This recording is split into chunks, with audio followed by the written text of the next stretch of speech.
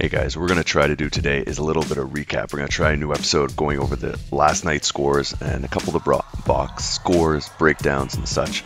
Start here, Toronto, Indiana. Indiana took this game 106-90.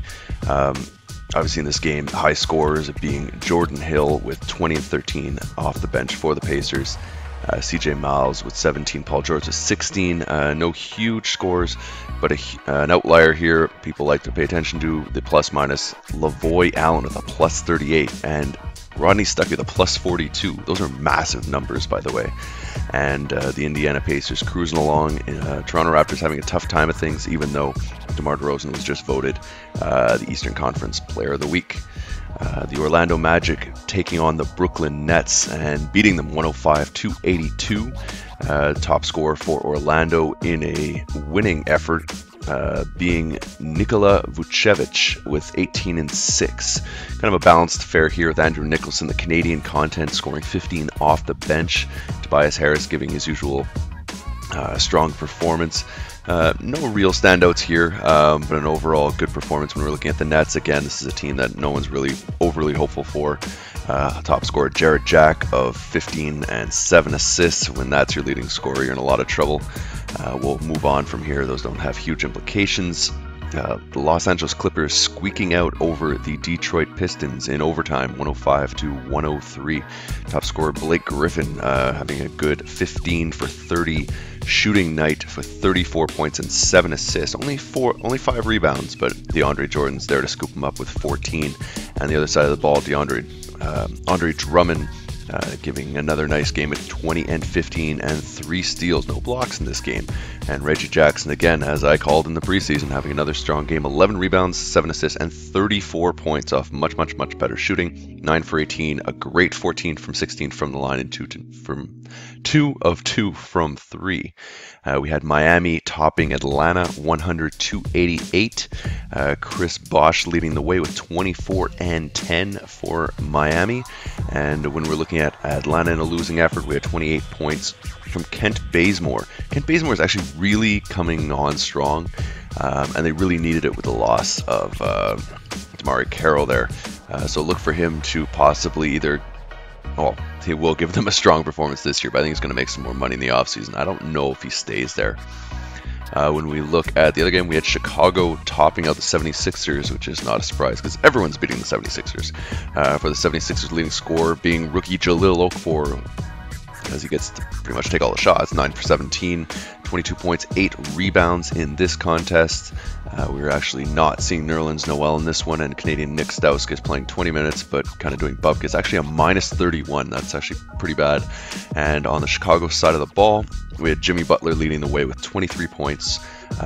Tony Schnell leading the rebound category with 11.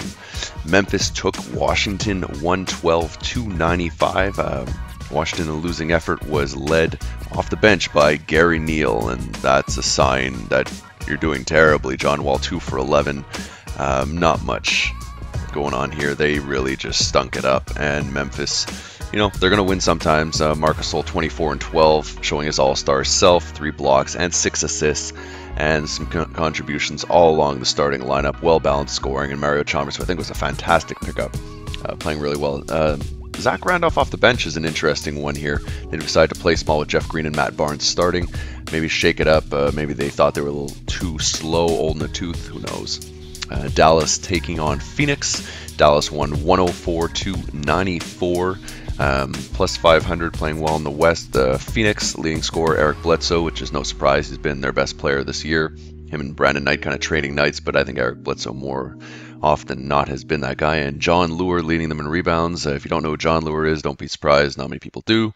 And for Dallas, and more of an even keel scoring system with Raymond Felton doing well, and Deron Williams actually leading them with 18 points. Just took me a little bit longer to see that because they're all hovering around that kind of 13 to 18 point range. And they're doing well. A lot of balanced scoring means you can deal with injuries, and with an old team like that, you will. San Antonio cruising to an easy win, 118-81 over the Utah Jazz. The Utah Jazz fighting back not so well with the leading scorer Derek Favors of 16 points to the minus 35. Oh, look at this. Gordon Hayward to the minus 42. It's pretty bad. On the San Antonio side, again, you're going to have some balanced scoring. Kawhi Leonard leading the way. He's turning himself into one of the best players in the league day by day. LaMarcus Aldridge 18 and 8. Sure, it's not the numbers we're used to with his Portland days, but it's very efficient. None of these guys are having to play big minutes. I mean, we're seeing Tim Duncan playing 18 minutes here. This team is just waiting for the playoffs and cruising along with a record of 21 and 5. This is a team not many people speak about because Golden State gets all the press, but they're really good. Nuggets beating the Rockets 114 to 108. The Rockets trying to fight back with James Harden leading the way with 24 points, a little bit of balanced scoring going throughout the starting lineup. Monty Eunice scoring off the bench with Marcus Thornton, but it was not enough because you had even better balanced scoring from the Denver Nuggets. The leading scorer actually Will Barton off the bench, and you had Gary Harris, who I thought was a great draft pick. He was a little bit slow to come on last year, but some good scoring all around and the leading rebound. Joffrey Lauvergne, a center that not many people are going to know, but this is Denver. Not sure how many people watch these guys, so not sure if people know a lot of these players. And the last game of the night, a very busy night, was the Portland Trail Blazers winning again over the New Orleans Pelicans. Pelicans fighting valiantly with Anthony Davis with a 28-9 game and 5 blocks. Not much help outside of Tyreek Evans, who had 12 rebounds, impressive, but not many assists here. Drew Holiday off the bench. This is a team that's in a lot of disarray, and I think they're primed for a trade. Other side of the ball, you had the Portland Trail Blazers, who came away with the W, led by Damian Lillard. Not too much of a shock. Mason Plumlee playing well, 15 points, 13 rebounds, 2 blocks, 6 assists. This is a nice young team that's growing. I think wins are just kind of a bonus at this point. But yeah, so this has been Phil Boileau for HoopsLounge.com, giving you a recap of last night in the NBA. Hope you liked it, and remember, it's more than just a game. Stats matter, and we'll catch you next time. HoopsLounge.com.